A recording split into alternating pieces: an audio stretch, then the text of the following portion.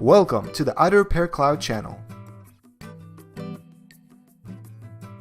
First, you need to activate and configure your account in Configuration.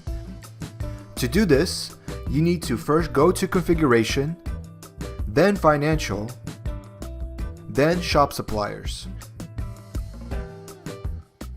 You can choose a supplier from the list or add your own. Enter the name of the shop and click Add New. Then enter the username and password of WHI Nexpart and click Link to Account. Then click on Return to List and activate it. Please note that when the supplier is turned off, you can delete it or change the name. You can complete an auto part purchase in two ways. The first is through the repair order page. The second is through the inventory page. Let's begin with a purchase from a repair order page. To do this, go to the Customers and Vehicles section, select the customer and the vehicle you need, and click on the New Repair button. Pay attention. In order to be able to search and purchase auto parts for a particular car, the car must have a VIN code. In the Repair Order page, on the Repair Type button, select Parts, enter the name of the part, and click Search. Wait until the search is completed and click the Select Part button. You can take a look at some helpful hints in picture form. You can look through all the tips or close this window.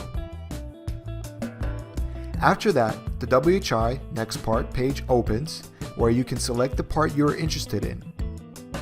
You can choose one or several parts at once. Add the item to the cart, then go to the cart. Next, click on the Send to ARC application button and wait for the page to load. In the basket, you can pay for the item immediately or pay for it later. Here you can take a look at Make Changes as well as pay for the item. To do this, click on the Complete Purchase button. Please note that this is what the order looks like when buying only one type of part. This is what the order looks like when you buy several types of parts at once. At this moment, you only see information about one part. In order to view information about another part, click on the See Other Items in the same purchase group button. You will see a list of all the parts you bought or ordered from the supplier. Select the part you need by clicking on the More button. You can also hide the parts list by clicking on this button.